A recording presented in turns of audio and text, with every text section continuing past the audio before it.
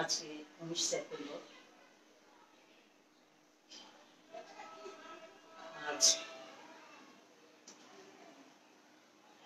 নিয়মিত পাঠদানের অনলাইন পাঠদানের আজকে আমার আরেকটি সেশন, এবং যেটি শুরু হতে যাচ্ছে অনার্স তৃতীয় বর্ষের সাথে। এই মুহূর্তে যারা আমাকে দেখছেন এবং যারা আমাকে শুনছেন, আমার প্রিয় ছাত্রছাত্রীরা এবং আমার সম্মানিত সহকর্মীবৃন্দ, সবাইকে আসসালামু আলাইকুম। আমরা অনেকগুলো দিন করোনাকালীন সময়ে পার হয়ে আসছি। জানি না সামনের দিনগুলো, আমার কাছে যেটা পার্সোনালি মনে হয়, অনেকটা বড় হয়ে যাচ্ছে পারিবারিকভাবে, এবং চারপাশে অসুস্থতার পরিমাণ ক্রমহারে বাড়ছে। আমি নিজেই ব্যক্তিগতভাবে বলছি যে প্রথম দিকে মার্চ এপ্রিলেও যতটা আমি আতঙ্কিত কিংবা ভীত ছিলাম না, এই মুহূর্তে আমি সত্যি খুবই ভীত এবং আতঙ্কিত। যাই হোক, সবই পরম করুণাময়ের ইচ্ছা এবং তার নির্দেশ অনুযায়ী চলবে। এই প্রসঙ্গে আমি আবারও সেই একই সতর্কতা কিংবা একই চিন্তায় এগিয়ে যাওয়া আমরা চেষ্টা করব।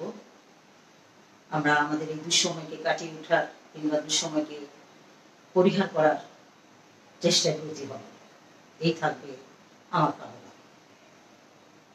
বরাবরের মতো যা না বললেই নয়, এই অনলাইন সরকার নির্দেশিত এই অনলাইন পাঠদান কার্যক্রমের অংশ হিসেবে যেটি বলা যাচ্ছে বা যায়,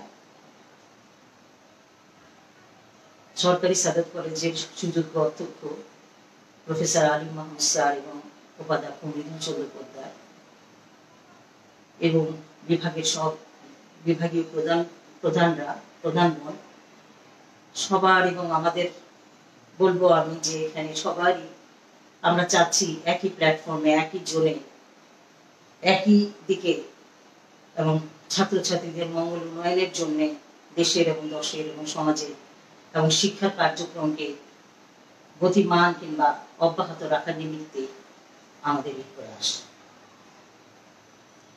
আজকে অনার্স তৃতীয় বর্ষের সাথে আমার আরেকটি সেশন, এর আগে দুটো সেশন আমার তোমাদের সাথে হয়েছে।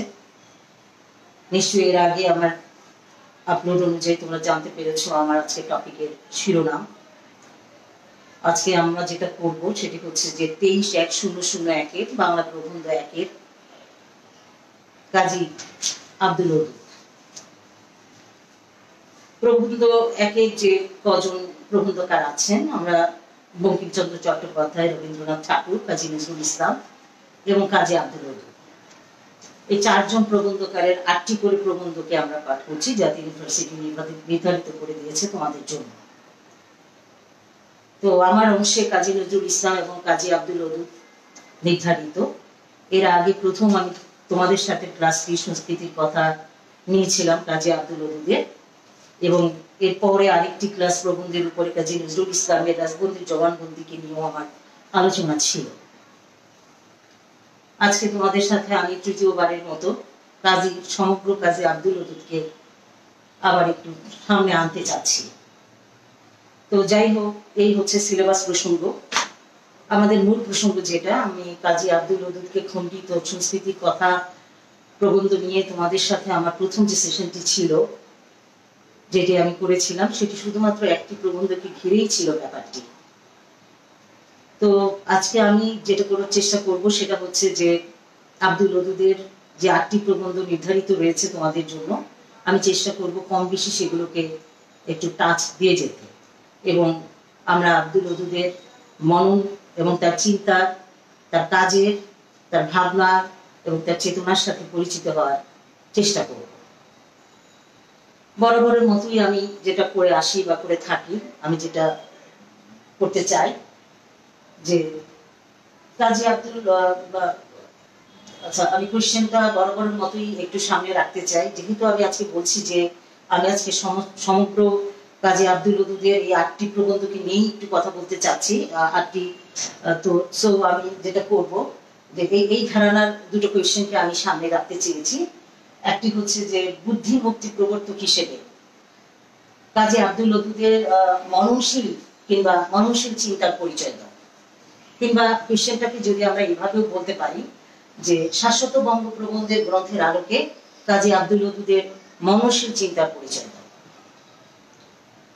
আমরা যদি লক্ষ্য করে থাকি বা তোমরা যদি দেখে থাকো, তোমাদের স্টাডি করে থাকো তোমাদের কোয়েশ্চেনের প্যাটার্ন গুলো, আমি এটা বিশ্বাস করি যে যারা নিয়মিত পড়াশোনা করে, যারা নিয়মিত তার পাঠদানে রত থাকে, বা যে নিজেকে সত্যি একটি উন্নত কিংবা সে একটি নিজের পজিশনকে আপডেট করতে চায় কিংবা আপে উঠাতে চায়, তো আমার মনে হয় যে এইটি তার একটা নিজস্ব চিন্তার জগৎ কিংবা তার তার এক্সপেরিমেন্টই বলে দেয় আসলে যে কি করতে হবে, কতটুকু আমাকে জানতে হবে, আমাকে কতদূর এগোতে হবে, আমাকে কতদূর পথ চলতে হবে এবং কতটা শ্রম সাধনা আমাকে করতে হবে।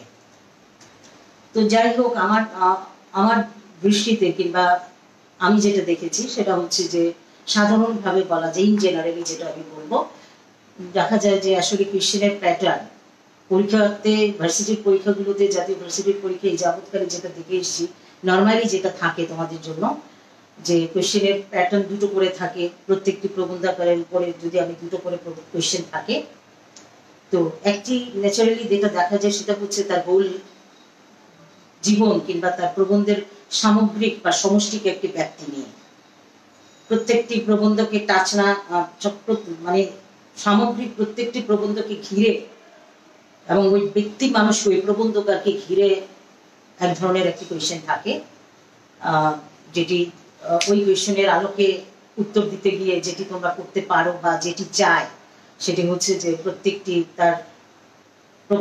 প্রবন্ধের উপরে বিশ্লেষণধর্মী একটি আলোচনা।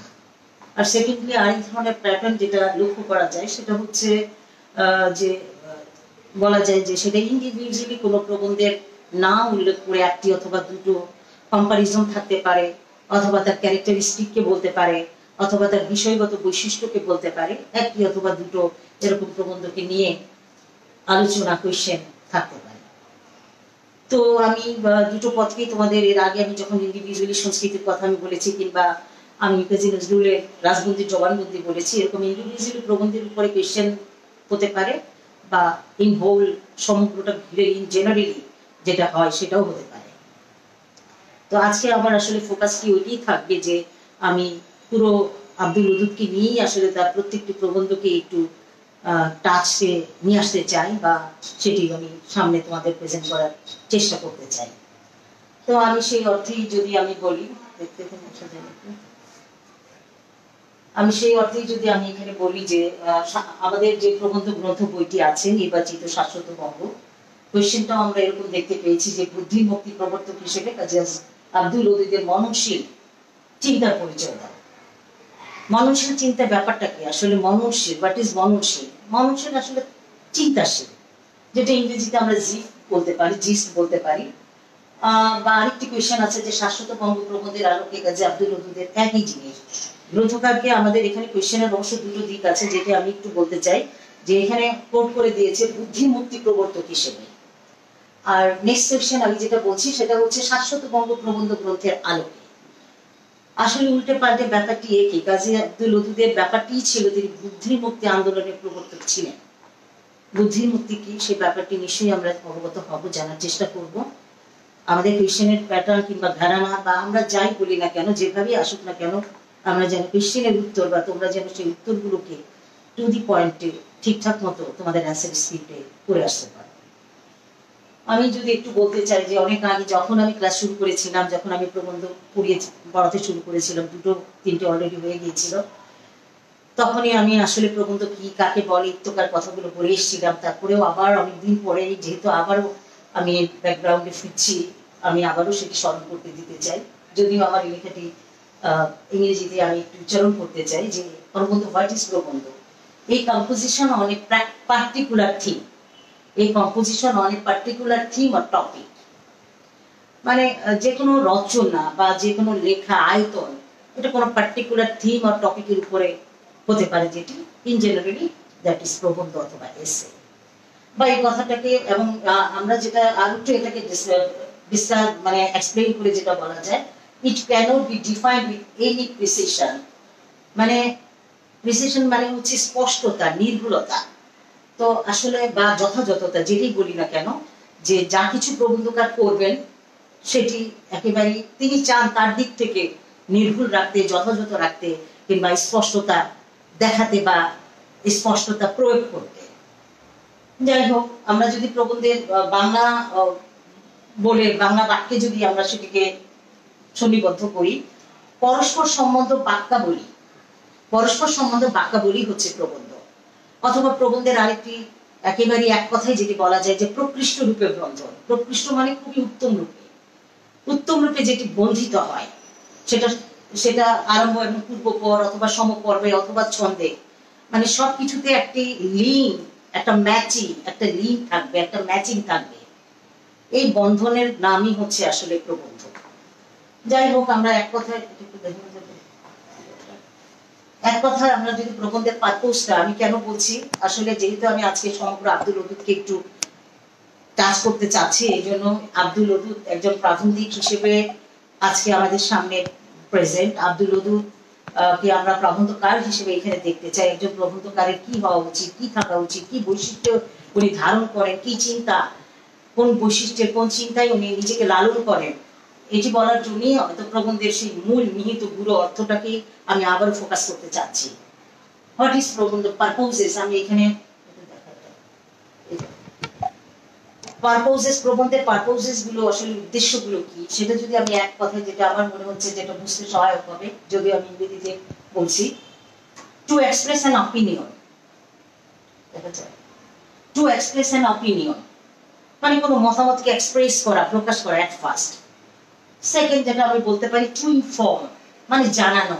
উনি কি প্রকাশ করতে চান, উনি যা প্রকাশ করতে চান সেটি উনি জানাতে চাচ্ছেন, সেটি জানানো। টু এন্টারটেইন, টু পারসুয়েট মানে উনি যা করতে চান, উনি যা জানাতে চান, উনি যেটা, যে মতটাকে উনি রাখতে চান, সেটি ওনার দৃষ্টিতে, ওনার যুক্তিতে, ওনার তথ্যে সেটিকে বিশ্বাসযোগ্য করা। টু এন্টারটেইন, এখানে এন্টারটেইন প্রবন্ধকার কি করেন, যিনি যে উনি তার যুক্তি, তার মত, তার চিন্তা, তথ্যগুলোকে তিনি আসলে যেটি করতে চান সেটি হচ্ছে উনি এখানে পোষণ করতে চান, উনি এখানে আমোদিত করতে চান। তো যাই হোক, আমি আর এখানে বেশিক্ষণ সময় থাকতে চাচ্ছি না, যে আসলে আরম্ভ এবং পূর্বাপর সমগ্র একটা সমপর্বের একটা ভাববন্ধন, ছন্দের বন্ধন, যেটার মধ্যে একটা এক্সপ্রেসের অপিনিয়নের এক্সপ্রেশন থাকবে, যেখানে একটা ইনফরমেশনের ব্যাপার থাকবে, যেখানে এন্টারটেইনমেন্ট থাকবে এবং যেখানে পারসুয়েশন থাকবে। দ্যাটস আর প্রবন্ধ, দ্যাটস আর এসে, দ্যাটস ইজ এসে। যাই হোক, আমরা নেক্সটে চলে আসতে চাই, যেটা যে আমরা আজকে যেটা পড়ছি, যে কাজী আব্দুল ওদুদের প্রবন্ধের আলোচনাগুলো আমরা করছি। আমরা দেখতে পাচ্ছি যে আমাদের সিলেবাসে 8টি প্রবন্ধ আছে। আমি এক ঝলকের কথাগুলো বলতে চাচ্ছি, যদিও আমি লিখে রেখেছি। কালিদাস রবীন্দ্রনাথ নাম্বার 1, নাম্বার 2 হচ্ছে রস ও ব্যক্তিত্ব, নাম্বার 3 সংস্কৃতির কথা, নাম্বার 4 নজরুল ইসলাম, নাম্বার 5 গেটে, নাম্বার 6 বাংলার জাগরণ, নাম্বার 7 কোরআনের আল্লাহ এবং নাম্বার 8 সম্মোহিত মুসলমান। আমি এর আগে প্রথমেই বলে আসছিলাম যে আমরা ইন্ডিভিজুয়ালি কোনো প্রবন্ধের ব্যাখ্যা, বিশ্লেষণ, বৈশিষ্ট্য, কিংবা তার আবহ, তার আদল, কিংবা তার ভিতরগত দিকগুলো নিয়ে আলাদা করে কোয়েশ্চেন থাকতে পারে, অথবা প্রত্যেকটি প্রবন্ধকে ছুঁয়েও একটি কোয়েশ্চেন থাকতে পারে, যেটি ব্যক্তি প্রবন্ধকারকে ঘিরে, তার চিন্তাকে, তার মননকে, তার রুচিকে, তার ইচ্ছাকে ঘিরে এবং তার ভাবনাকে ঘিরেও থাকতে পারে। তো যাই হোক, আমরা যখন কাজী আব্দুল ওদুদের কথা বলতে গেলে যে কথাগুলো আসলে প্রথমেই বলা দরকার, বা যেটি সত্যি আমাদের সামনে চলে আসে, বুদ্ধির মুক্তি। বুদ্ধির মুক্তি আসলে কি? বুদ্ধির মুক্তি জিনিসটা আসলে কি? বুদ্ধির মুক্তি আন্দোলনের তিনি একজন নেতা ছিলেন, আন্দোলনের একজন একনিষ্ঠ কর্মী, সহায়ক, পথ চালক, যাই বলি না কেন। আসলে বুদ্ধির মুক্তি আন্দোলনের যে ব্যাপারটি, যে এটা হচ্ছে যে চিন্তা, আসলে যে চিন্তার মানে থটনেসের যে একটা ফ্রিডমনেস, ইন্টেলেকচুয়াল ফ্রিডমনেস, যে বুদ্ধির একটা ফ্রিডমনেস থাকা, দরকার। প্রত্যেকটা মানুষেরই সৃষ্টি, আমরা সৃষ্টি শ্রেষ্ঠ জীব, আমরা আশরাফুল মাখলুকাত, আমরা পৃথিবীর প্রত্যেকটি প্রাণীর যে উন্নত জীব বলে জীব আমরা, আমাদের প্রত্যেকেরই বিধাতা একটি বুদ্ধি, একটা ইন্টেলেক্টিভিটি দিয়ে দিয়েছেন। সেটির একটা প্রত্যেকেরই ব্যক্তিগতভাবে তার একটা প্রকাশের অধিকার, প্রকাশের বোধ প্রত্যেকেরই থাকবে, এটি স্বাভাবিক, এবং এটিতে বিশ্বাস করতেন কাজী আব্দুল ওদুদ। এই ইন্টেলেকচুয়ালের ফ্রিডম অফ ইন্টেলেকচুয়াল যেটা, এই ব্যাপারটি হচ্ছে আসলে বা এই বুদ্ধির মুক্তি ব্যাপারটি কি করে হলো, আমরা কাজী আব্দুল ওদুদের এক ঝলকে দেখে নিই। 1894 জন্ম এবং 1970 সালে আব্দুল ওদুদের প্রয়াণ অথবা মৃত্যু, যেটাই বলি না কেন। আসলে বুদ্ধির মুক্তি যেটা, সেটা হচ্ছে 1926 সালে প্রকাশ, এবং এটা একটি ঢাকা ইউনিভার্সিটির শিক্ষক আবুল হোসেনের মেইনলি আসলে নেতৃত্বে এই সংগঠন একটি তৈরি হয়, যেটা মুসলিম সাহিত্য সমাজ। এবং এই মুসলিম সাহিত্য সমাজের যে মৌলিক উদ্দেশ্য ছিল, সেটা হচ্ছে সামাজিক এবং ধর্মীয় কুসংস্কার থেকে মুক্ত করা, মানুষকে ধর্মীয় এবং সামাজিক কুসংস্কার থেকে বের করে আনা, এবং কুপমণ্ডুকতার চিন্তা থেকে এবং পশ্চাৎপদতা থেকে তাদেরকে ফরওয়ার্ড করা। তো যাই হোক, এই আন্দোলনের মুখপত্রটা হচ্ছে, এই মুসলিম সাহিত্য সমাজের মুখপত্র হচ্ছে শিখা নামে পত্রিকা, যেটি আমরা সবাই অবগত জানি আমরা।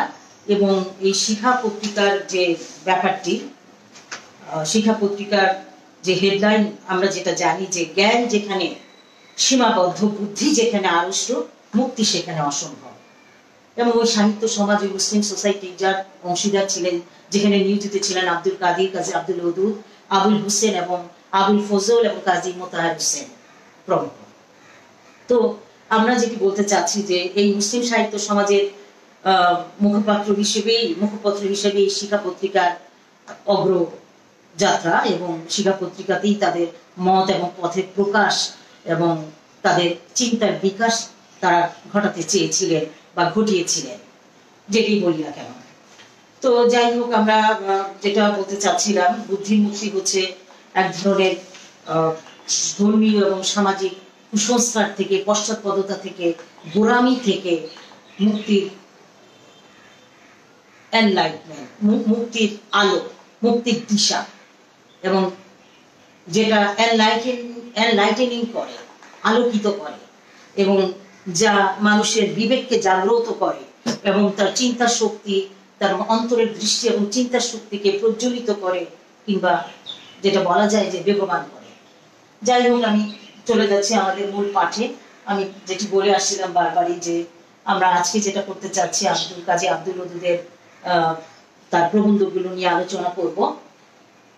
যে আমরা এখানে যে প্রবন্ধগুলো আমি পড়ে আসছিলাম সিলেবাসে, তোমাদের যে কালিদাস যে 8টি প্রবন্ধ, ধারাবাহিকভাবে আমি কিছুটা সেগুলোর আসলে টাচে যেতে চাচ্ছিলাম একটু। প্রথমেই আমি যা করতে চাচ্ছি সেটি হচ্ছে যে কালিদাস ও রবীন্দ্রনাথ। যদি আমরা কালিদাস ও রবীন্দ্রনাথ প্রবন্ধটির দিকে তাকাই, যে দেখতে দেখা যায় কিনা, কালিদাস ও রবীন্দ্রনাথ প্রবন্ধটির দিকে যদি আমরা তাকাই কাজী আব্দুল ওদুদের, আমরা জানি যে রবি প্রভাবে আব্দুল ওদুদ আসলে নিমজ্জিত ছিলেন, বা রবীন্দ্রনাথের আবহ কাজী আব্দুল ওদুদকে আসলে কি বলবো, তাকে খুবই নিজস্ব ধারণায়, নিজস্ব চিন্তায় খুব আন্দোলিত করেছিল। তো রবীন্দ্রনাথ এবং কালিদাস প্রবন্ধের যে মূল বৈশিষ্ট্যগুলো বা কি বিষয় তিনি এই প্রবন্ধে আসলে আনতে চেয়েছেন, যদি আমরা এক ঝলকে সেটি দেখতে চাই, যে এখানে আমরা মহাকবি কালিদাস এবং রবীন্দ্রনাথ, এই দুজন বিখ্যাত এবং চিন্তাবিদ, চিন্তাশীল এবং অসম্ভব প্রতিভাধর দুটো ব্যক্তির চিন্তা এবং সাহিত্য মননশীলতা তাদের চিন্তাশীলতা কিংবা তাদের ভাবনা কিংবা তাদের অন্তর্জগতের একটি প্রয়াণ মানে পদচারণা, অন্তর এবং ভাবলোকের একটি বিশ্লেষণ পত্রিকা আব্দুল ওদুদ এই প্রবন্ধে রাখতে চেয়েছে। যদি আমরা একটু ফোকাস করি যে এখানে আসলে এই দুজনে রবীন্দ্রনাথ এবং কালিদাসের সাহিত্য চিন্তা, তাদের প্রত্যেকেরই একটি নিজস্ব মত আছে, প্রত্যেকেরই একটি নিজস্ব হিউম্যান বিইং, আলাদা করে নিজের একটি মত আছে, এবং সেই মতের কিংবা তার চিন্তা পথের সহায়কই হচ্ছে তার সাহিত্য, তার সৃষ্টি। কালিদাস এবং রবীন্দ্রনাথের এই সাহিত্য চিন্তার তাদের ভাবগত এবং শৈলীগত প্যাটার্নগত এই দুটোরই কম্বিনেশন কতটুকু আছে, অথবা দুটোর মধ্যে পার্থক্য, এই দুজনের মধ্যে এই সাহিত্য চিন্তা কিংবা শৈলীগত দিক থেকে পার্থক্য কতটুকু, মননগত দিকের ম্যাচিং কতটুকু, এবং তাদের সৃষ্টিগত দিকে বৈশিষ্ট্যের দিক থেকে পার্থক্য কতটুকু, সেটারই ফোকাস আছে এই প্রবন্ধে। নেক্সট যেটা আরেকটু বলা যায় যে এই দুজন কবি সৌন্দর্য বোধ কিংবা রসবোধের পরিচয় আমরা এই প্রবন্ধে খুবই সুনিপুণভাবে, খুবই সুন্দর করে এবং গুছিয়ে কাজী আব্দুল ওদুদ আমাদের সামনে আনতে চেয়েছেন রবীন্দ্রনাথ এবং কালিদাসকে। এবং আমরা দেখতে পাচ্ছি যে তাদের দুজনেরই নানান কবিতার অংশকে বিশ্লেষণ করেই তিনি এই প্রবন্ধের অবতারণা করেছেন এবং এই বিশ্লেষণে এগিয়েছেন। নেক্সটলি আমি যেটা বলতে চাই যে কাজী আব্দুল ওদুদ রবীন্দ্রনাথ এবং কালিদাসের তাদের শুধু সাহিত্য চিন্তার কিংবা শৈলীগত তুলনার ম্যাচে কিংবা পার্থক্যের কথা বলেননি, উনি সৌন্দর্য বোধের কথা বলেছেন। কবি মাতৃ সৌন্দর্য চেতনা থাকবে, কবি মাতৃ রসবোধে উজ্জীবিত হবেন, রসবোধ তার মধ্যে থাকবে, রসের ইমপ্লিমেন্টেশন তাকে করতে হবে, এবং দুজনই শোভা এবং সৌন্দর্যের দিক থেকে তারা একান্তই অনুরাগী ছিলেন। এবং এটা কবি মাত্রই কিংবা কবির একটি ইন জেনারেল বা একটি স্বাভাবিক একটি বৈশিষ্ট্য যদি আমরা বলি সেটা। এবং যেটি আরেকটি তিনি দুজনের একই সাথে দুজনের বর্ণনা করতে যে, দুজনের কথা বলতে যে, দুজনের কাব্যাংশের তুলনা করতে যে পাশাপাশি আরো যেটি আমাদের সামনে নিয়ে এসছেন সেটি হচ্ছে যে এখানে উনি যেটি বলতে চেয়েছেন সেটি হচ্ছে রবীন্দ্রনাথ কালিদাস আসলে মরমী, কালিদাস আসলে মরমী যতটা না, বা কালিদাসের চাইতে আমরা রবীন্দ্রনাথকে মরমী কবি হিসেবে বলতে পারি, এবং আমরা কালিদাসকে আমরা ভোগবাদী এবং রবীন্দ্রনাথকে আমরা আনন্দবাদী, বিকাশবাদী কিংবা প্রয়োগবাদী কবি হিসেবে আমরা এই প্রবন্ধে প্রবন্ধকার কাজী আব্দুল ওদুদ আমাদের সেটি দেখিয়ে গেছেন। যাই হোক, আমি এখানে বেশি আসলে একটি প্রবন্ধকে ঘিরে এত থাকতে চাচ্ছি না, আমাদের সময়েরও ব্যাপার আছে, বেকার দিতে হবে। আমার কাছে রয়েছে আরো অনেকগুলো প্রবন্ধ বিশ্লেষণে আমাদের যেতে হবে। আমি এখানে বলতে চাচ্ছি যে মৌলিক বৈশিষ্ট্য যেটি সেটি রবীন্দ্রনাথ এবং কালিদাসের তাদের দুজনের ভাবগত, শৈলীগত, তাদের রসবোধের, সৌন্দর্যবোধের, বিশ্লেষণের, প্রয়োগগত দিকের, চিন্তার, অন্তর্লোকের এবং পারলৌকিক দুটো জগতেরই বিশ্লেষণ এবং সমন্বয় সাধন কিংবা দুজনের যে বিভাজন, বৈশিষ্ট্যের পার্থক্যে সেই দিকটি উনি আসলে এখানে ফোকাস করে গিয়েছেন। নেক্সট প্রবন্ধে যদি আমি দেখতে চাই সেটি হচ্ছে রস ও ব্যক্তিত্ব। রস ও ব্যক্তিত্ব প্রবন্ধকে ঘিরে আমরা যেটা বলবো যে রস হচ্ছে যে ব্যক্তিকে, রস ব্যক্তিত্ব প্রবন্ধের আমরা প্রবন্ধের হেডলাইনই যেটি দেখতে পাচ্ছি যে রস ব্যক্তিত্ব প্রবন্ধের যে বৈশিষ্ট্যকে আমি ফোকাসে আনতে চাই, আমরা এই প্রবন্ধের হেডলাইনই দেখতে পাই যে একটি হচ্ছে কি রস, আরেকটি হচ্ছে ব্যক্তিত্ব। তো ওই ব্যক্তি যখন কোন সাহিত্য রচনা করেন কিংবা তার সৃষ্টি করেন, যেটি তার সাহিত্য কর্মটি, সেটি কতটুকু রসাস্বাদন হবে, কতটা রসময় হবে। এই রসময়ের ব্যাপারটি কি? ব্যক্তিত্বের প্রকাশ, আসলে রসময়ের ব্যাপারটি হচ্ছে যেটি আমরা বলতে পারি যে আমরা যেটি জানি যে বাক্যম রসাত্মক কাব্য, কাব্য মানে রসাত্মক বাক্যই হচ্ছে কাব্য, অথবা আমরা এটাও বলতে পারি যে সাহিত্য হচ্ছে ব্যক্তিত্বের বাণী রূপ।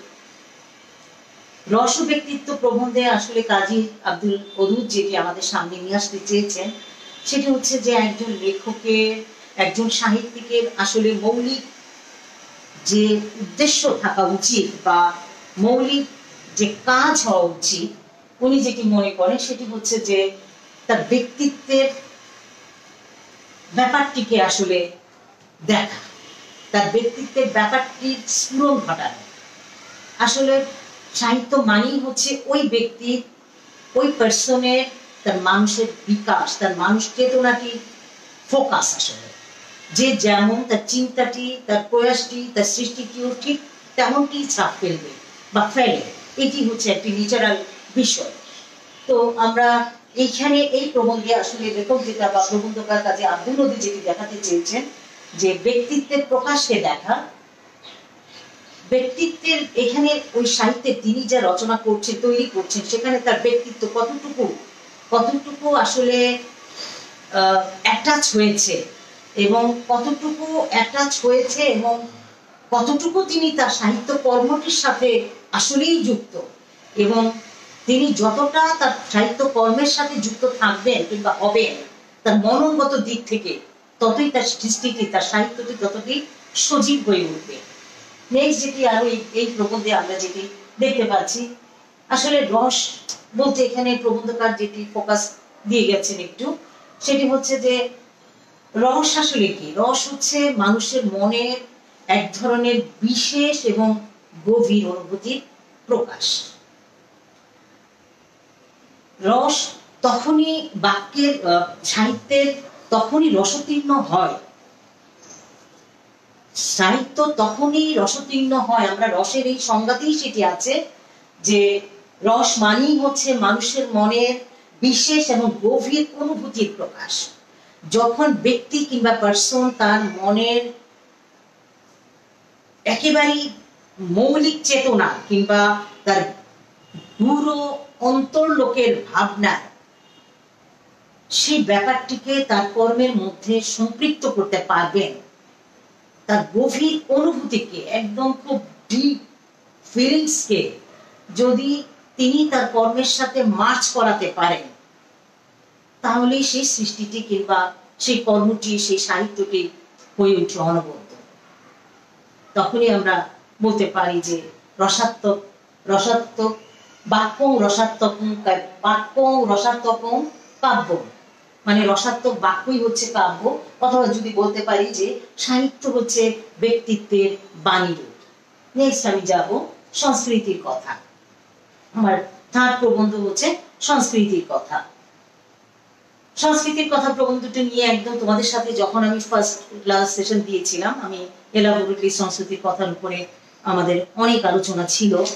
আমি সেটাকে একটু স্মরণ করাতে চাই যে সেই আলোচনাটা, আশা করি সেই এপিসোডটি যদি আবার একটু আমরা ব্যাক করি কিংবা দেখতে চাই বা সেটাতে ঢুকি বা জানতে চাই, আশা করি সে ব্যাপারটি, সংস্কৃতির কথা পুরো প্রবন্ধটিকে ঘিরে জিনিসগুলো আবার সেই ভাবনাটি কিংবা সত্যিকার মৌলিক ওদুদের চিন্তাটি আমাদের সামনে চলে আসবে।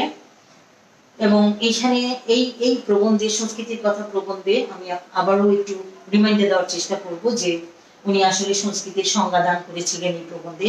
হোয়াট ইজ কালচার, কালচার আসলে বলতে কি বোঝায় এবং কি ধরনের কালচার আমাদের হওয়া উচিত, আমরা কি ধরনের কালচার গ্রহণ করব এবং আমরা কিভাবে কালচারকে গ্রহণ করব, কি ধরনের সংস্কৃতিকে আমরা নিব এবং কোন ধরনের সংস্কৃতিকে আমরা নেব, কোন ধরনের সংস্কৃতি নেওয়ার পরে আমরা গ্রহণ করার পরে আমাদের মধ্যে সেটা মঙ্গল থাকবে, আমাদের জীবনের মঙ্গল হবে, চিন্তার মঙ্গল হবে, আমাদের পাথেও মঙ্গল হবে, সেটিকে দেখা।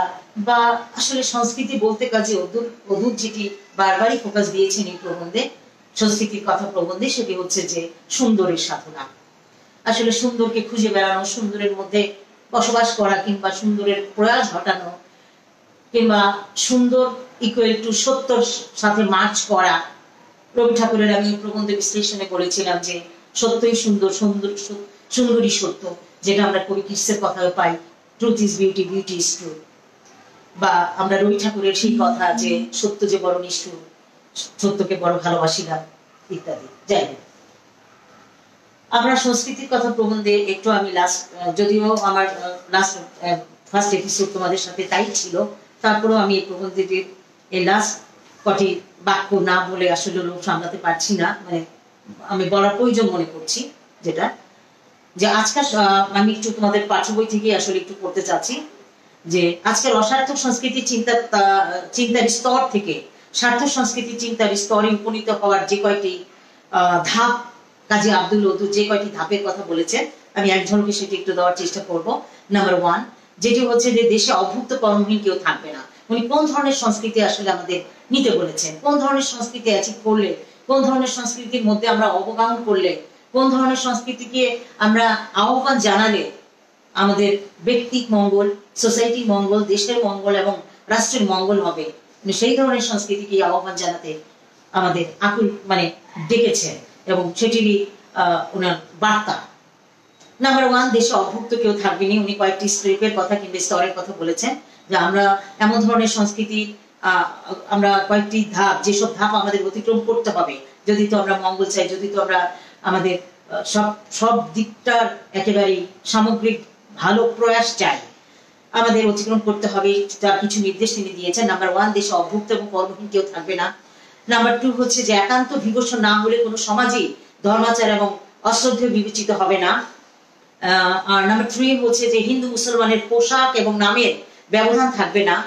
উনি হিন্দু মুসলমানের এই রেশিওটা, হিন্দু মুসলমানের এই ব্যবধানটুকু আসলে কাজী আব্দুল ওদুদের চিন্তার সাথে যায় না। তিনি আসলে এটি চান না, যেটি উনি মনে করেন যে ব্যবধান যতটাই থাকবে, এর বিরোধ যতটাই থাকবে, ব্যক্তি, দেশ এবং সমাজের, রাষ্ট্রের জন্য ততটাই অমঙ্গল, ততটাই ক্ষতিকর। নাম্বার 4, সামাজিক আদান প্রদান, বিবাহ আদি সমেত এবং সর্বত্র করতে হবে, সহজ হবে। এগুলো সব সর্বত্র এবং সব ইউনিভার্সাল হবে, সবই একেবারে সবার জন্য এলাবোরেট হবে, এই টাইপের কিছু সিস্টেম আমাদের আনতে হবে। এবং নাম্বার 5 যেটা বলেছেন যে আইন সমস্ত দেশের জন্য এক হবে, ইন্ডিভিজুয়ালি কারোর জন্য হবে একরকম আর অন্যের জন্য আরেক রকম, এই ধরনের আইন আসলে কখনই কাম্য নয় এবং যেটি দেশের জন্য এবং রাষ্ট্রের জন্য, সমাজের জন্য কখনই মঙ্গল বয়ে আনতে পারে না। সংস্কৃতির কথা প্রবন্ধে আমরা এই পেলাম। নেক্সট আমি আরেকটি যেটি জানতে চাই, যেটিতে আমি যেতে চাচ্ছি, আমার নেক্সট প্রবন্ধের নাম হচ্ছে নজরুল ইসলাম, যেটি আমার 4 নাম্বার প্রবন্ধ আমার সিলেবাস অনুযায়ী। আমরা এখানে কাজী নজরুল ইসলামের কথা বলতে গিয়ে কাজী নজরুল ইসলামের যে ভাবধারার সাথে, যে ধারণার সাথে, নজরুলের ব্যক্তিত্বের সাথে কাজী আব্দুল ওদুদের যে পরিচয় বা নজরুলের প্রতি কাজী আব্দুল ওদুদের যে অ্যাফেকশন বা নজরুলকে ঘিরে কাজী আব্দুল ওদুদের যে চিন্তা, মনন, তার ভাবনাটি, সেটাকে ফোকাস ঘটিয়েছেন তিনি কাজী নজরুল ইসলাম নামে এই প্রবন্ধটিতে। এবং আমরা যেটা বলতে চাচ্ছি যে কবি নজরুল ইসলামের সাহিত্যিক জীবনের 4টি, আমি শুনতে এই কথাটি বলি আমি ঢুকতে চাচ্ছি, নজরুল ইসলামের সাহিত্যিক জীবনে কাজী আব্দুল ওদুদ এই প্রবন্ধের শুরুতে নজরুল ইসলামের 4টি স্টেপের কথা, 4টি স্তরের কথা, সাহিত্যের, নজরুল ইসলামের সাহিত্যের 4টি স্টেপের কথা উনি বলেছেন। আমি একটু অবগতর জন্য আসলে আমরা একটু আমাদের মাইন্ডে নিয়ে আসার জন্য আবারও আমি এটাকে ফোকাসে আনতে চাই। প্রথম স্তর হচ্ছে কিভাবে উনি স্টেপগুলোকে করেছে, নজরুল ইসলামকে বর্ণনা করতে, যে নজরুল ইসলামের চিন্তাকে, নজরুল ইসলামকে ঘিরে তারই ভাবনা, নজরুল ইসলামকে ঘিরে তারই থিম, নজরুল ইসলামকে ডিফাইন করা বা নজরুল ইসলামকে প্রিসিশন করা বা নজরুল ইসলামকে পারসুয়েট করা, যেটাই বলি না কেন, সেটি করতে গিয়ে উনি যেটি 4টি স্তরের কথা বলেছেন। ফার্স্ট স্টেপ, প্রথম স্তর, তার সাহিত্যিক জীবনের সূচনা থেকে বিদ্রোহী প্রকাশের পূর্ব পর্যন্ত নজরুল ইসলামের যে বিভিন্ন কবিতা বিদ্রোহী, এই বিদ্রোহী কবিতার প্রকাশের পূর্ব পর্যন্ত কাজী আব্দুল ওদুদ একটি স্তর ধরেছেন। It's a first step. তার সাহিত্যিক জীবনের সূচনা থেকে বিদ্রোহী প্রকাশের আগ পর্যন্ত হচ্ছে ফার্স্ট স্টেপ। সেকেন্ড স্টেপ, বিদ্রোহী প্রকাশের পর থেকে তার রাজনৈতিক জীবনের অবসান পর্যন্ত, এটি হচ্ছে second step. And then third step, তার সঙ্গীত রচনা, বিশেষ করে তার গজল রচনার যুগটি। এবং নাম্বার 4 স্টেপ হচ্ছে তার যোগী জীবন। নজরুলের যোগী জীবন। যাই হোক, এইখানে এই প্রবন্ধে কাজী নজরুলকে ঘিরে যে প্রবন্ধের অবতারণা তিনি করেছেন, এখানে আসলে তার সাহিত্যিক জীবনে যে চারটি নজরুল ইসলামের যে সাহিত্যিক জীবনে এই চারটি স্টেপের কথা কাজী আব্দুল ওদুদ আমাদের সামনে নিয়ে আসার এই প্রবন্ধে নিয়ে আসার চেষ্টা করেছেন। এইখানে আসলে নজরুলকে চারটি স্তরে আমরা যেটা দেখতে পেয়েছি, নজরুলের যুগ মানব সত্তাকে আমরা দেখতে পেয়েছি, এবং এই প্রত্যেকটি স্টেপে যে আলাদা করে যে ফোকাসটি বা যে ভাবটি বা উনি নজরুলকে ঘিরে চারটি স্টেপের চার রকমের নজরুলের যে ভাবনাটিকে উনি আমাদের সামনে আনতে চেয়েছেন। আমরা বিদ্রোহ প্রকাশের আগে যেটি দেখি যে আমরা একটি ভবঘুরে দায়িত্বহীন একজন নজরুলকে দেখি, একজন জীবনের ভাববিলাসে মত্ত একজন নজরুলকে দেখি, এবং অভিমান এবং ব্যর্থ প্রেমের আর্তিজনিত একজন নজরুলকে আমরা দেখি। আমরা নজরুলের যে চারটি সাহিত্যের স্তর কাজী আব্দুল ওদুদ যেখানে রেখেছেন, যেটি তার ফার্স্ট স্তর হচ্ছে যে প্রথম স্তরটি তার সাহিত্যিক জীবনের সূচনা থেকে তার বিদ্রোহী প্রকাশের পূর্ব পর্যন্ত। এখানে আমরা একজন ভাববিলাসী, একজন আত্মবিলাসী এবং একজন ভবঘুরে, একজন দায়িত্বহীন এবং ব্যর্থ প্রেমে অভিমানী একজন প্রেমিক পুরুষ নজরুলকে আমরা দেখতে পাই কাজী আব্দুল ওদুদের বর্ণনা। সেকেন্ড যে স্তরটি আছে, যে স্তরের কথা বলেছেন তিনি, আমাদের সেকেন্ড স্তরটি কি ছিল? আমাদের সেকেন্ড স্তরটি ছিল যে বিদ্রোহী প্রকাশের পর থেকে তার রাজনৈতিক জীবনের অবসান পর্যন্ত। বিদ্রোহী কবিতা, আমরা সবাই বিদ্রোহী কবিতাটি কম বেশি সবাই অবগত, এমন কেউ নেই যে একবার হলেও বিদ্রোহী কবিতা আমরা আওড়িয়েছি, সেটি মনে মনেই হোক বা সেটি সাড়ম্বরেই হোক। বিদ্রোহী কবিতা এমন একটি কবিতা যেটি সত্যি আমাদের অন্তরের মর্মমূলে করাঘাত করে, যেটি আমাদের রক্তবিন্দুকে শোণিতকে উজ্জীবিত করে, যেটি আমাদের ভাবনার এবং চিন্তার দুর্বলতাকে কষাঘাত করে, যেটি আমি এবং আমাকে জাগাতে সাহায্য করে। বিদ্রোহী কবিতা আমরা সেকেন্ড স্টেপ নজরুলের যেটা দেখবো যে বিদ্রোহী পর্বে আমরা কি দেখতে পাই। আমি একটু আগে যেটা বলেছি যে বিদ্রোহী কবিতা হচ্ছে জাগরণের কবিতা, বিশাল এক জাগরণের সূচনা হয়েছিল এই কবিতাকে ঘিরে আসলে। তো যাই হোক, বিদ্রোহী পর্বে আমরা যেটা দেখি যে নজরুলের একটি, দেখা যায় দেখতে, নজরুলের একটি নতুন জীবনকে আমরা দেখতে পাচ্ছি, যেটা যে নিজেকে যে হারিয়ে ফেলেছিলেন উনি। বিদ্রোহী কবিতা প্রকাশের আগে তার কাজী আব্দুল ওদুদের এই সাহিত্যিক স্তরে নজরুলকে ঘিরে যে চারটি সাহিত্যিক স্তর তিনি দেখাতে চেয়েছেন আমাদেরকে, ফার্স্ট স্তরে নজরুল নিজেকে যে হারিয়ে ফেলা, এই ভাববিলাসী ভবঘুরে আত্ম অভিমানী এই জীবনকে হারিয়ে ফেলার জীবনকে যেন হঠাৎ করে প্রজ্বলিত হয়েছে বিদ্রোহী কবিতা প্রকাশের পর থেকেই।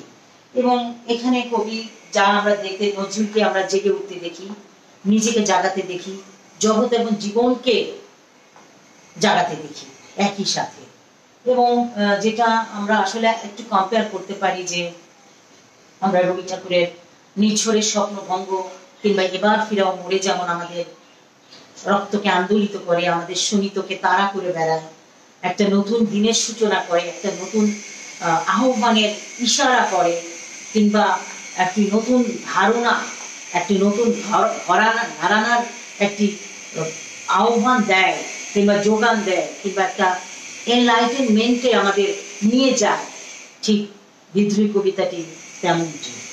এবং এরপরে আমরা থার্ড স্তর, যেটা কাজী আব্দুল ওদুদ আমাদের নিয়ে এসছেন আমাদের সামনে, নজরুলের সঙ্গীত রচনা, বিশেষ করে গজল রচনার যুক্তি।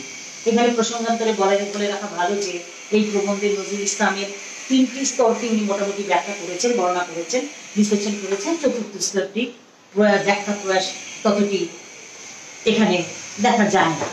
যাই হোক, আমরা যেটি বলতে চাচ্ছি যে নজরুলের যে 3 নম্বর যে গজল, তার গানের জগৎ, তার সঙ্গীত রচনা, বিশেষ করে তার গজল রচনার যে যুক্তি, আমরা সবাই জানি যে কাজী নজরুল ইসলাম আমাদের জাতীয় কবি, আমাদের প্রিয় কবি, প্রাণের কবি কাজী নজরুল ইসলাম।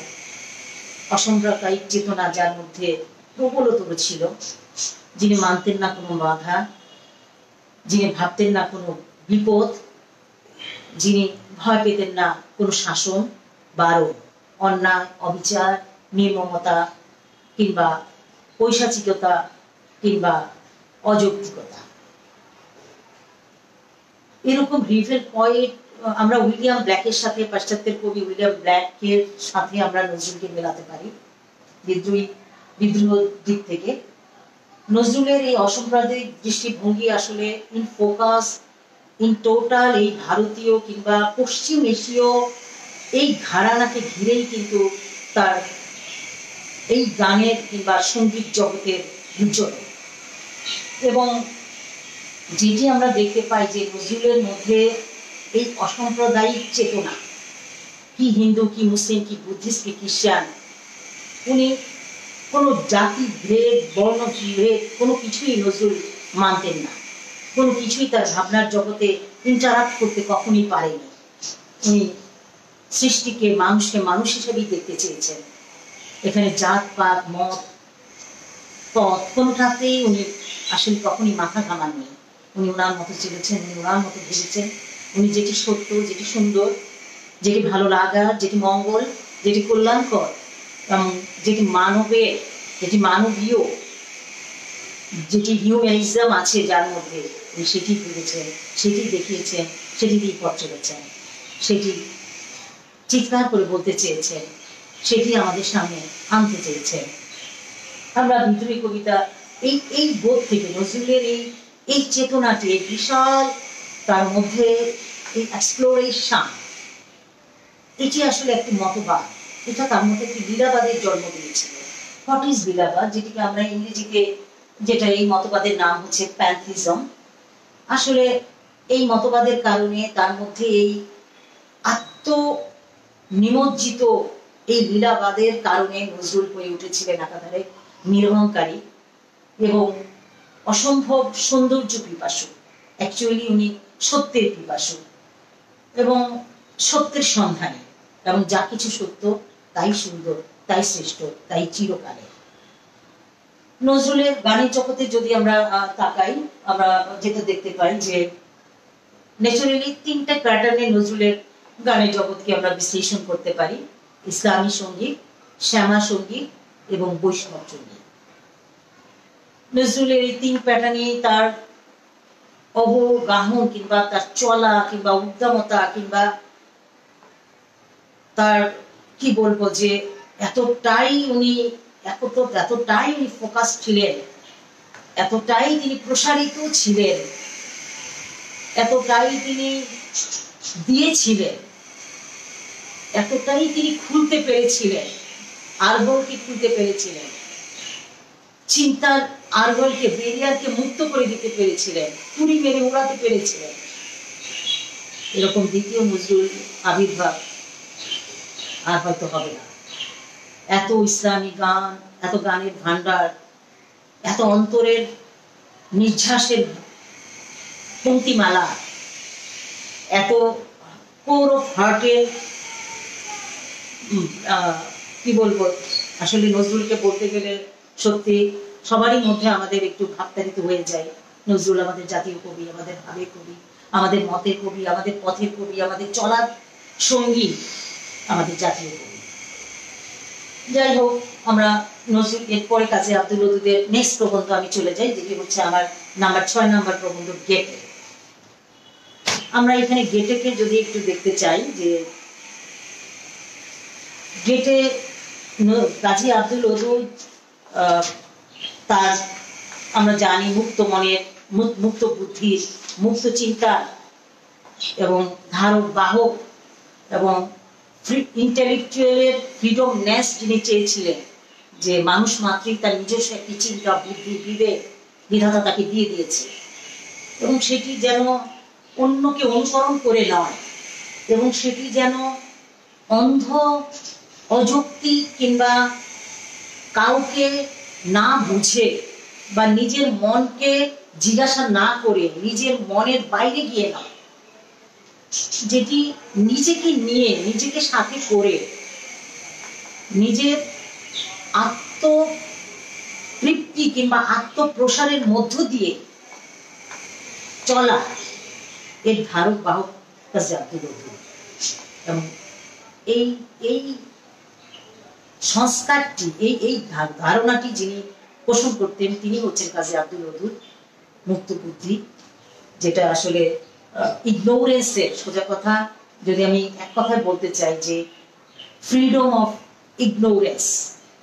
মানে উনি এখানে, যদি আমি অন্ধভাবে কাউকে অনুকরণ করি, আমার নিজের যে একটা বিবেক সত্তা, আমার নিজের ভিতরের যে একটা প্রাণময়, একটি অতীব প্রাণময় বেগবান একটি সত্তা রয়েছে প্রত্যেকটি হিউম্যান বিং এর মধ্যে, সেটিকে অ্যাভয়েড করে, সেটিকে পরিহার করে আমি না বুঝে অন্ধের মতো আমি অন্যকে অনুসরণ করা, সেটি আব্দুল ওদুদ চাইতেন না। এবং উনি মনে করতেন এটি ব্যক্তির জন্যই মঙ্গল, নিজেকে চেনা। আমরা সক্রেটিসের কথা এখানে আনতে পারি, সক্রেটিসের মহান বাণী, নো দাইসেলফ, নিজেকে জানো, নিজেকে জানো। নিজেকে জানার মধ্যেই হচ্ছে সমস্ত কিছু সেন্টার, নিজেকে জানার মধ্যেই হচ্ছে সমস্ত কিছু, সবকিছু ঘুরে বেড়াচ্ছে ওই নিজেকে জানার মধ্যেই। এটা হচ্ছে পয়েন্ট, জীবনের পয়েন্ট হচ্ছে নিজেকে জানা। যাই হোক, আমরা গেটের কথা যেটা বলতে চাই, যে গেটের দ্বারা আচ্ছাদিত ছিলেন, গেটের ভাবনা কাজী আব্দুল ওদুদকে আসলে প্রলুব্ধ করেছিল বা তাকে ভাবতে সাহায্য করেছিল। তো আসলে আমরা একটু যদি বইয়ের দিকে তাকাতে যাই, যে কাজী আব্দুল ওদুদের চিন্তাকে প্রচন্ডভাবে প্রভাবিত করেছিল আসলে এই গেটের এই প্রতিভা আসলে কাজী আব্দুল ওদুদকে খুব বেশি সোচ্চার এই মুক্তির বুদ্ধি আন্দোলনে কিংবা তার এই চিন্তায় সহায়ক হয়েছিল। এখানে আমি একটু গেটে প্রবন্ধ থেকে একটু কোট করতে চাচ্ছি কাজী আব্দুল ওদুদের কথায়, যে গেটে শুধু কবি নন, তিনি বিজ্ঞানবিদ। বিজ্ঞানে তার দাম স্বীকৃত হয়েছে। তিনি চিত্র সমঝোতা, শেষ বয়সে সঙ্গী সমঝোতা, ধর্ম তত্ত্বজ্ঞ, এমনকি মরমী সাধনার সঙ্গেও তিনি সুপরিচিত। তাই তার মনে হয়েছে, এবং কাজী আব্দুল ওদুদের মতে, যে গেটের সমুদ্রের হাওয়া মানব স্বাস্থ্যের জন্য অমূল্য। যদি মানব স্বাস্থ্যের বিকাশ, আমরা সাধারণত ফিজিক্যাল স্বাস্থ্য নিয়ে, আমার শরীরটি ভালো না, আমার শরীরের অবস্থা কেমন, আমার শরীর কি বলছে, আমরা ফিজিক্যাল হেলথ নিয়ে যতটা চিন্তিত, আমরা মেন্টাল হেলথ নিয়ে একদম চিন্তিত না। কিন্তু আমরা কেন যেন ভুলে যাই যে আমাদের mental health equal physical health. আমি মেন্টাল হেলথনেস আমার যতটা থাকবে, আমার মানসিক স্বাস্থ্য যতটা বিকাশ হবে, যতটা পরিপুষ্ট থাকবে, আমার ততটাই ফিজিক্যাল হেলথ ততটাই থাকবে, ততটাই পরিপুষ্ট, ততটাই সুস্থ, ততটাই ভালো। তো যাই হোক, এখানে আব্দুল ওদুদ যেন সেটিতে আমাদের দৃষ্টি দিয়ে গেছেন, আমাদের নিবদ্ধ করেছেন দৃষ্টি, যে গেটের সমুদ্রের হাওয়া, উনি যেটি গেটেতে উনি এতটাই গেটের চারিত্রিক বৈশিষ্ট্য, গেটের ভাবনা, গেটের চিন্তা, গেটের কর্ম, এবং এই কবি গেটের জীবনের যে পথ চলা কাজে আব্দুল ওদুদকে অনেক বেশি প্রভাবিত করেছিল। এবং উনি বলতে বাধ্য হয়েছেন যে গেটের সমুদ্রের হাওয়া মানব স্বাস্থ্যের জন্য অনুকূল।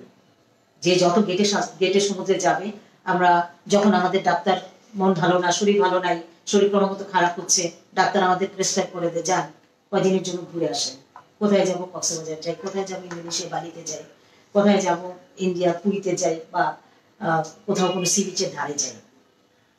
কিন্তু কাজী আব্দুল ওদুদ যেটা বলতে চান, যে আমার শারীরিক সুস্থতার জন্য, নির্মল পরিবেশের জন্য, এবং পরিবেশ কলুষহীন পরিবেশ দূষণের জন্য আমার যেমন ডাক্তার আমাকে প্রেসক্রাইব করে দেন সমুদ্রের এই নির্মল হাওয়ায় বেড়াতে, ঠিক আব্দুল ওদুদ তেমন গেটে সমুদ্রের তীরেও আমাদের বেড়াতে আহ্বান করেছেন, যেটি আমার মনের স্বাস্থ্যের বিকাশ হবে। এবং শৈশব থেকে তিনি গেটের দ্বারাই তিনি আসলে ইয়ে ছিলেন, আবৃত ছিলেন। যাই হোক, আমরা গেটেকে নিয়ে, এবং যেটা গেটেকে না বললেই নয়, এবং কাজী আব্দুল ওদুদ গেটের সম্পর্কে, যেটি আমি আসলে পুরো প্রবন্ধটি পড়ার সুযোগ এই জন্য পাচ্ছি না, যেহেতু আমি সবগুলোতেই যাচ্ছি, যে গেটে কেন আব্দুল ওদুদকে এতটাই গেটের প্রেম, বিধুরতা এবং জ্ঞান আন্বেষণ। উনি শুধু জ্ঞান আন্বেষণ করাতেই ব্যর্থ ছিলেন না, উনি একজন প্রেমিক পুরুষও ছিলেন।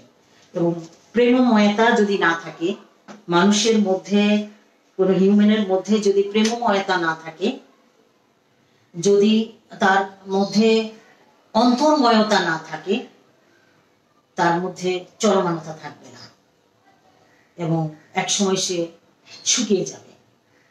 তো কাজী আব্দুল ওদুদ ঠিক গেটেকেও তাই ভেবেছিলেন।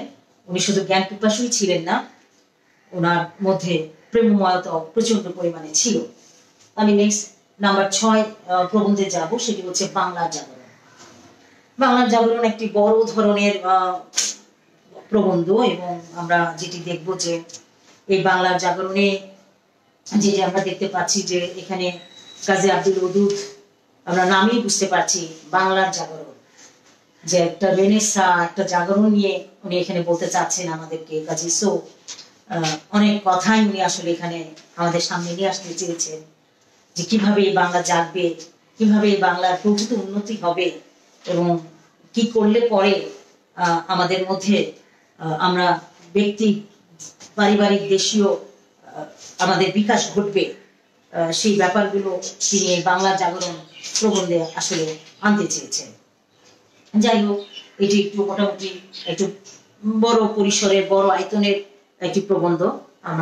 তোমরা যদি টেক্সট বুক ওপেন করলেই আসলে দেখতে পাবে।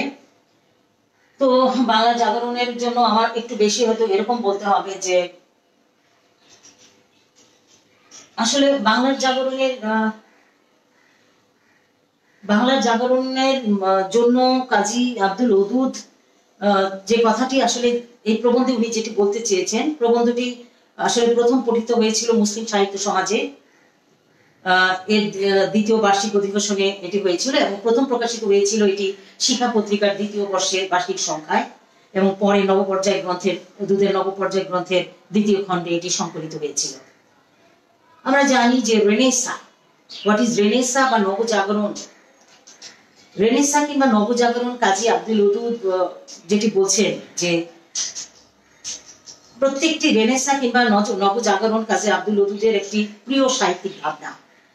কারণ কোনো জাগরণ যদি না থাকে সেখানে সৃষ্টি নাই, এবং সৃষ্টি যদি না হয় সেখানে বিকাশ নাই, আর বিকাশ যদি না থাকে সেটিতে যাত্রা নাই, পথ চলা না।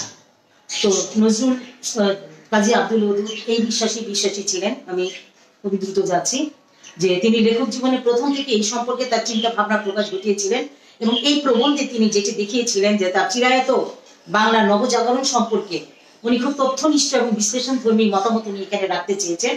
এবং কাজী আব্দুল ওদুদ যেটি মনে করেন যে এই নবজাগরণের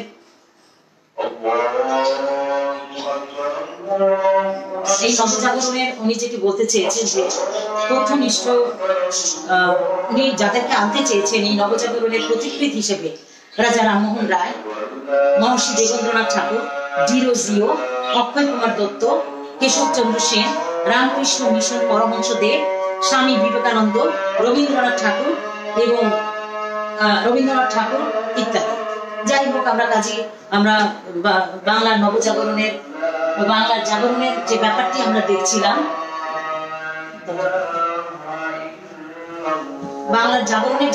আমরা দেখছিলাম, যে বিভিন্ন জাতি এবং ধর্মের জন্য রাজা রামমোহন রায় আসলে কি ভাবতেন। তিনি ব্রাহ্ম সমাজের প্রতিষ্ঠাতা, বিভিন্ন জাতি এবং ধর্মের জন্য সভ্য ভব্যের একই মিলন, মানে সভ্য মানুষ এবং ভব্য মানুষ, তিনি একটা প্ল্যাটফর্মকে আসলে চেয়েছিলেন রাজা রামমোহন রায়, এবং একটি প্ল্যাটফর্মকে আসলে তিনি এখানে দেখতে চেয়েছিলেন। ডিরোজিও চেয়েছিলেন যে যুক্তিবাদী, ডিরোজিও হিন্দু কলেজের শিক্ষক ছিলেন, আমরা সবাই জানি হিন্দু কলেজের শিক্ষক ছিলেন, এবং তিনি যুক্তিবাদী, সত্য সন্ধানী, এবং ভণ্ডামি, সঠতা, কপটতা এগুলোকে একদম ডিরোজিও বাইরে ছিলেন, এবং ওনার ছাত্রদেরও সেই শিক্ষা ছিল, এবং তারাও এই পথে, এই মতে, এই চলাতেই তারা অভ্যস্ত ছিল। মিথ্যাচার, সততা, কপটতা ইত্যাদি ডিরোজিওর বাইরে ছিল, তার ব্যক্তিত্বের বাইরে ছিল, যেটি আব্দুল ওদুদকে আকৃষ্ট করেছিল, এবং ডিরোজিওকে উনি বাংলার জাগরণের একজন নেতা হিসেবে এখানে দেখতে চান। নেক্সট আমরা আরেকজনকে বাংলার জাগরণের যে আরেকজনকে দেখতে পাচ্ছি, তিনি হচ্ছেন যে অক্ষয় কুমার দত্ত।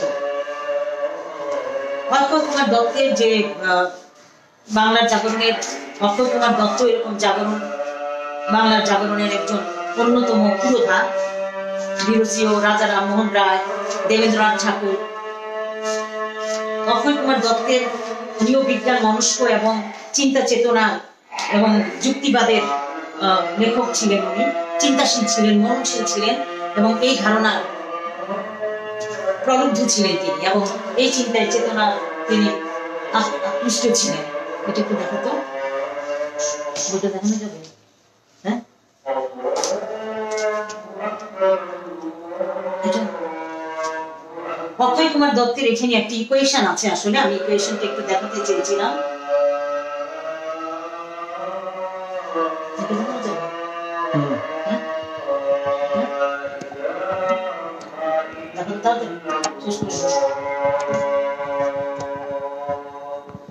যুক্তিবাদী সত্য সন্ধানী এবং বিজ্ঞান মনস্ক অক্ষয় কুমার দত্তের একটি ইকুয়েশন আছে। আসলে ওনার একটি যে যুক্তিবাদের পক্ষে তার একটি সমীকরণকে আমরা দেখতে পাই। এটা দেখানো যায়। যেমন উনি যেটি বলতে চেয়েছেন, প্রার্থনা প্লাস পরিশ্রম কি পাচ্ছি আমরা? শস্য। পরিশ্রম শস্য, সুতরাং প্রার্থনা জিরো। আসলে অক্ষয় কুমার দত্ত যেটি বলতে চেয়েছেন যে প্রার্থনা এবং পরিশ্রমের যৌথ কর্মকাণ্ডে কিংবা যৌথ পথ চলাতেই সৃষ্টির বিপুলতা কিংবা প্রাপ্তি। যাই হোক, আমরা তারপরেও আমরা নেক্সটে কেশবচন্দ্র সেনকে পাচ্ছি এবং হিন্দু জাগরণের এবং স্বপ্নিক বস্তুতান্ত্রিক বাস্তববাদী কবি আমরা শেষমেশ আমরা রবি ঠাকুরকে, উদার চেতনা নিরপেক্ষ যুক্তিনিষ্ঠ লেখক রবি ঠাকুরকে আমরা পাচ্ছি। যাই হোক, রবি ঠাকুরের এবং কবি কাজী আব্দুল ওদুদ মনে করেন যে রাজা রামমোহন রায় এবং রবি ঠাকুরের এই জাগরণের এই ফোকাস কিংবা তাদের এই মনন, মেধা, চিন্তা, কল্পনা, প্রয়াস এবং ভাবনা এবং সৃষ্টি, এগুলো বাংলা জাগরণের জন্য অন্যতম সহায়ক ছিল। এবং কাজী আব্দুল ওদুদ লাস্টে যেটি বলতে চেয়েছেন যে বাংলার জাগরণের দুটো ধারা স্ট্রিম আসলে শেষমেশ শেষ অব্দি হয়েছিল। একটি হচ্ছে হিন্দু জাগরণ এবং আরেকটি হচ্ছে মুসলিম জাগরণ। যে স্বপ্নিক হিন্দু, তার মতে স্বপ্নিক হিন্দু এবং বস্তুতান্ত্রিক মুসলিম এই ধারণায় উনি অবশেষে প্রবন্ধটি আমাদের শেষ করেছেন এবং আমরা সেটি দেখতে পাবো। এবং আমি লাস্টে খুব দ্রুত যাচ্ছি, এরপরে তার দুটো আছে আমাদের, সেটি হচ্ছে কোরআনের আল্লাহ এবং সম্মোহিত মুসলমান। কোরআনের আল্লাহ আমরা সবাই দেখতে পাচ্ছি যে কোরআনের আল্লাহ, কোরআন কি আমরা আজ মুসলিম মাত্রই আমরা সেটা জানি বা আমরা সবাই কম বেশি অবহিত ব্যাপারটি। আল্লাহর বাণী, আল্লাহর কালামের সমাহার কিংবা কোরআনের ব্যাপারটি আমাদের সবাই কম বেশি অবগত, আমরা সবাই জানি।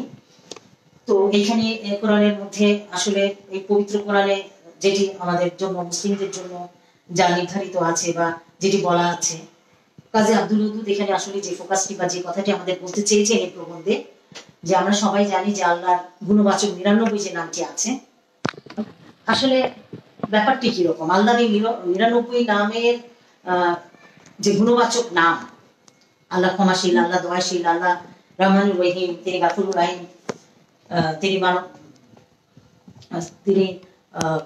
ভালোবাসাশীল, বা আল্লাহর অন্যর প্রতি সহমর্মিতার যে ব্যাপারটি, এই নানাবিধ যে ইসমে আজম গুলো, মানে সত্যিকার অর্থে যে আল্লাহ 99 নামের যে গুণাবলী গুলোর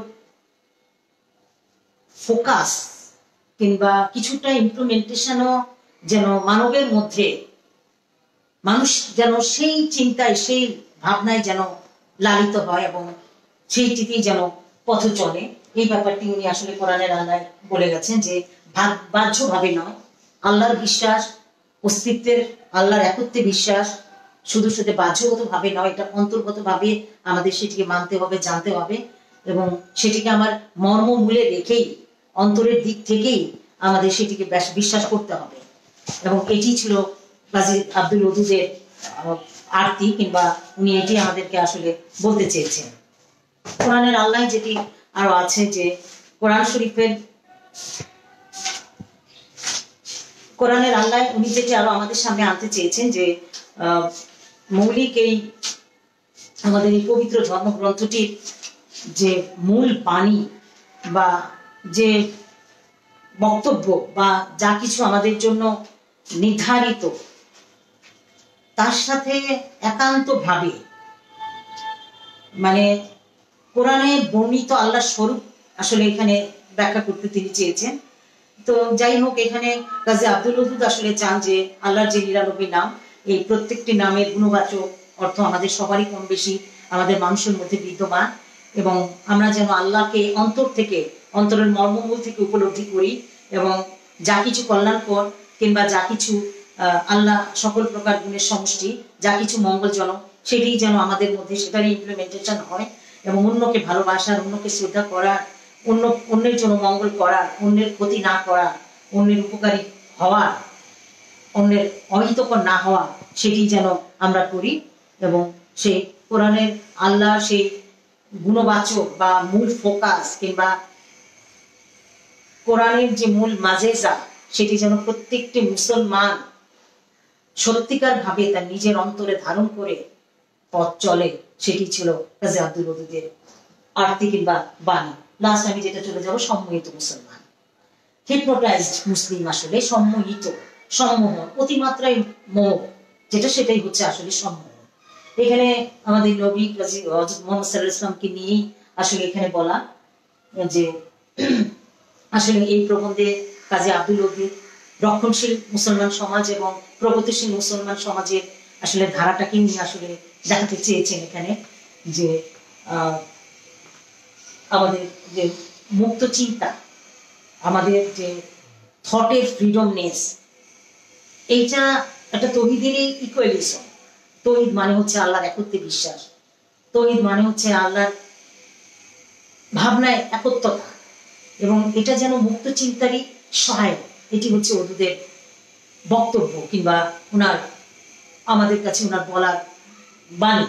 যাই হোক, এইখানে উনি যেটা সম্মোহিত মুসলমানের আমাদের প্রিয় নবী হযরত মুহাম্মদ সাল্লাল্লাহু আলাইহি ওয়াসাল্লামের যে গুণাবলী বা যে বৈশিষ্ট্য, এইখানে উনি যেটা বলতে চেয়েছেন যে এই সম্মোহিত মুসলমানে শুধুমাত্র ওনার নবীকে আমরা এখানে ওনাকে সৃষ্টির প্রেরিত রাসূল হিসেবে না দেখে, বরঞ্চ আমরা এখানে নবীজিকে কিংবা সম্মোহিত মুসলমান এই প্রবন্ধে আমরা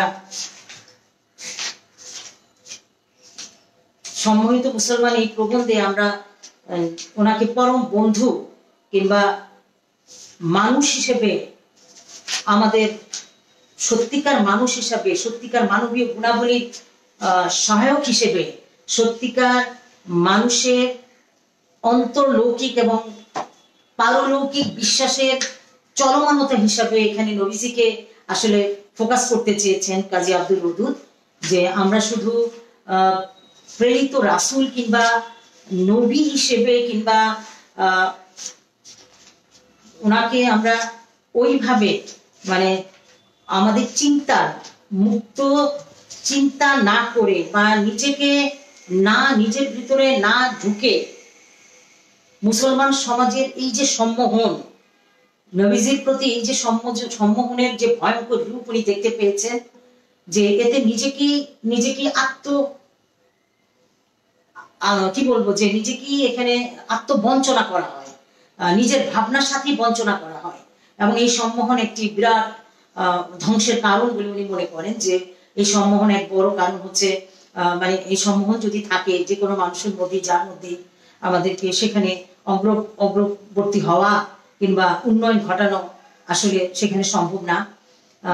উনি যেটা বলতে চাচ্ছেন যে মুসলমানের আমাদের হযরত মুহাম্মদ সাল্লাল্লাহু আলাইহি ওয়াসাল্লাম, হযরত মুহাম্মদকে অসাধারণ ব্যক্তিত্ব এবং মাহাত্ম্যে আমাদের সম্মোহিত না হয়ে তার প্রাত্যহিক জীবন থেকে আমাদের এই যে মুসলিম সমাজ দূরে সরে এসেছিল বা রক্ষণশীল হিন্দু মুসলিম সমাজ দূরে সরে এসেছিল, উনি সেটাকে একটু সামনে আনতে চেয়েছিলেন, যে আমরা নবীজিকে অলৌকিকদের মোড়কে আবদ্ধ না রেখে আমরা এই সম্মোহন থেকে বেরিয়ে আমরা মুহাম্মদকে কেন্দ্র করে আমরা আমাদের এই ভ্রান্তি, মুসলমান সমাজের যে ভ্রান্তির দুর্গ গড়ে উঠেছিল, এই দুর্গকে কিভাবে ভাঙতে পারবো, কিভাবে সত্যিকার চিন্তাটুকু করতে পারবো, বা কিভাবে সত্য সন্ধানকে বের করে আনতে পারবো, যেটি নুরুল আমিনের কথা আমরা বলতে পারি।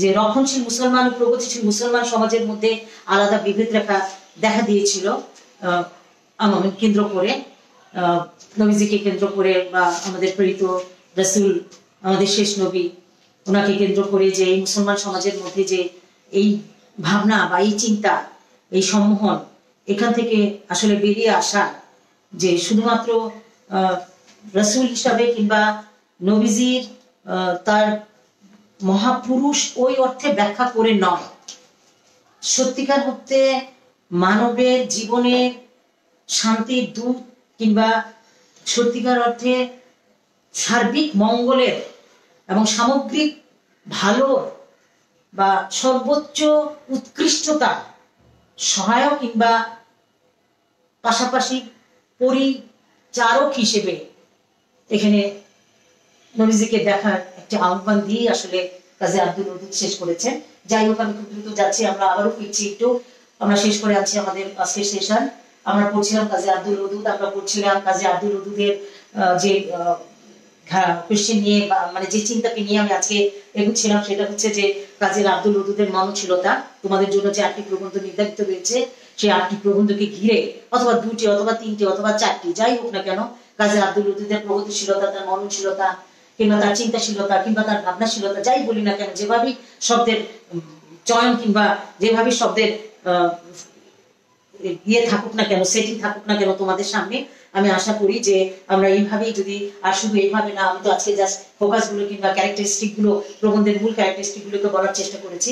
আমি আশা করব তখনই তোমার উত্তরটা টু দি পয়েন্টে কিংবা একেবারে আরো বেশি পারফেক্ট হবে এবং আরো বেশি গ্রহণীয় হবে যখন তোমরা টেক্সট ওয়াইজ, আমরা অ্যাকচুয়ালি অবশ্যই আমরা টেক্সটের সাথে থাকবো এবং টেক্সট ওয়াইজ এই ফোকাসগুলো, এই বৈশিষ্ট্যগুলো, যে বৈশিষ্ট্যগুলো আমি এতক্ষণ প্রত্যেকটি 8টি প্রবন্ধকে ঘিরে বলার চেষ্টা করেছি, এই বৈশিষ্ট্যগুলোকে তোমরা টেক্সট ওয়াইজ কাজী আব্দুল ওদুদের মতটি, তার চিন্তাটি এবং তিনি যা দিতে চেয়েছেন তার এক্সপ্রেশনটি এবং তার ইনফরমেশনটি, সেটি যেন আমরা তোমরা এই পাঠ্য বই থেকে উদ্ধৃতি করে যদি করতে পারো, তোমাদের অ্যান্সার স্ক্রিপ্টে তোমরা যদি সেটা সাক্ষ্য রাখতে পারো, প্রমাণ রাখতে পারো, অবভিয়াসলি এটা অনেক বেশি গুড হবে এবং অনেক বেশি ভালো হবে, তোমাদের জন্যই মঙ্গল হবে এবং তোমাদের জ্ঞানের সহায়ক হবে এবং সত্যিকার অর্থেই পারফেক্ট হবে।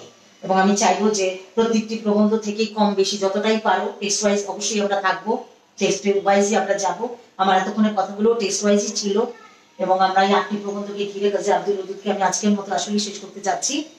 তো আমাদের কাজী আব্দুল ওদুদের এই কোয়েশ্চেন আশা রাখবো আমি নিশ্চয়ই বাড়ির কাজ বা যেটি বলবো আমরা, যে একদিন এই দিন থাকবে না, এই দিন নয়, আরো দিন আছে, নিশ্চয়ই আমাদের সামনে আরো দিন আছে, আমরা দেখতে পাবো হয়তো সেই দিন ইনশাআল্লাহ, যে আমাদের ভালো দিন অবশ্যই সামনে, খারাপের পরে ভালো, কালোর পরে রাতের পরে দিন কিংবা কালোর পরে আলো থাকবেই। এটাই ছিল সত্য, এটি ইউনিভার্সাল ট্রুথ, আমরা সেটি আশা করি, সেটি বিশ্বাস করি এবং সেভাবে আমরা পথ চলছি কিংবা চলবো। তো আমি এটা থাকবে যে কাজী আব্দুল ওদুদকে ঘিরে আমার মনে হয় যে আর কোনো মানে জানতে চাওয়া যদি থেকে থাকে সেটা অবশ্যই তোমরা আমাকে জানানোর চেষ্টা করবে, আশা রাখি। তো আজকে এই পর্যন্তই থাক। ইন্ডিভিজুয়ালি হোক, 2-3টে প্রবন্ধকে ঘিরে হোক কিংবা একটি প্রবন্ধকে ঘিরে হোক কিংবা শেষ হয় নাই, কিংবা সামগ্রিকভাবেই হোক, যেভাবে কাজী আব্দুল ওদুদের পেশেন্ট যদি তোমাদের অ্যান্সার করতে হয়, যেভাবেই হোক না কেন, আমি আশা করি যে সেটিতে চেষ্টা হবো। এবং অবভিয়াসলি আমি বারবার যে কথাগুলো বলে আসছি সেটি হচ্ছে প্রত্যেকটি প্রবন্ধের টেক্সট ওয়াইজ আমরা থাকবো। তোমরা নিজেরাই টেক্সট থেকে কাজী আব্দুল ওদুদের মত এবং চিন্তাকে কিংবা তার বাণীকে বা তার বক্তব্যকে অবশ্যই প্রত্যেকটা প্রবন্ধের প্রেক্ষাপটে তোমরা এখানে ইমপ্লিমেন্ট করবে বা তোমরা এখানে দিয়ে যাবে, তাইলেই তোমার উত্তরটি সুন্দর এবং শোভনীয় হবে কিংবা যৌক্তিক হবে, এটা বলাই বাঞ্ছনীয় যে যৌক্তিক হবে। তো যাই হোক, আজকে যেটা আমার বলা যে সেই একই কথা, করোনাকে নিয়ে যেটি বলবো, প্রথমে যেটা শুরু করেছিলাম, সত্যি এখন কিন্তু আসলে অনেক ভয়াবহ, অনেক আমার খুব কাছের আত্মীয় এবং আমার একেবারে 2 দলভুজের মধ্যে প্রচুর রোগে আমি নিজে পার্সোনালি সত্যি খুবই ভীত। আল্লাহ মাফ করুক, কবে আমাদের এই অবসান হবে আমরা সেটাই দোয়া করছি, সেটাই আমরা চেষ্টা করছি। শেষমেশ আমি কাজী আব্দুল ওদুদের একটি সক্রেটিসের একটি কথা আমি বলতে চাই, দিয়ে শেষ করব। An unexamined life is not worth living, এটি সক্রেটিসের কথা। কিংবা আমরা রবি ঠাকুরের কথা বলতে পারি, যাহা বিশ্বাস্য তাহাই শাস্ত্র, যাহা শাস্ত্র তাহাই বিশ্বাস্য নয়। অথবা আমরা আরেকটি কথা এরকম বলতে পারি, কৃতিকে বড় করে দেখা নয়, প্রীতিকে বড় করে দেখা, নীতিকে নয়। কিংবা আমরা এটা বলতে পারি, ভলতেয়ারের কথা আমরা আনতে পারি যে তোমার মতের সঙ্গে আমি একমত নাও হতে পারি, কিন্তু তোমার মত প্রকাশের স্বাধীনতার জন্য আমি জীবন দিতে পারি। এটি ভলতেয়ারের কথা। যাই হোক, আমরা দি ফ্রিডম অফ ইন্টেলেকচুয়াল আলোচনা করছিলাম, বুদ্ধির মুক্তির আন্দোলনের কথা আমরা বলছিলাম, বাংলা মুসলিম সোসাইটিতে বা বাংলা মুসলিম থটের কি ভাবনা আমরা সেটি বলছিলাম। শেষমেশ আমি কাজী আব্দুল ওদুদের একটি কোটেশন দিয়ে শেষ করতে চাই। কাজী আব্দুল ওদুদের quotation, I do not want poverty for man, I want that which is great prosperity. আমি আবারও বলছি, কাজী আব্দুল ওদুদের একেবারেই চাওয়া, একেবারেই মনের ইচ্ছা চাওয়া, একেবারেই বুদ্ধির মুক্তি আন্দোলনের উনি বাহক, মূল চালিকা শক্তি, মূল চালকের একজন।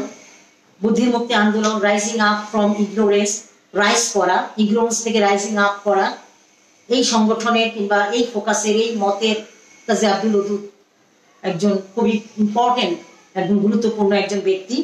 আবারও বলছি তার কোটেশনটি, আই ডোন্ট ওয়ান্ট পভার্টি, আমি দারিদ্র চাচ্ছি না, for man, I want that which is great prosperity, আমি সেটিই চাই যেটিতে প্রভূত উন্নতি, যেটিতে সহায়ক, যেটিতে মঙ্গল, যেটিতে উন্নতি, যেটিতে উন্নয়ন, আমি সেটিই চাই। I don't want poverty, I want that which is great prosperity, great prosperity. আমিও চাইবো তোমাদের জীবনেও গ্রেট প্রসপারিটি আসুক, মঙ্গল হোক সবার। আল্লাহ হাফেজ।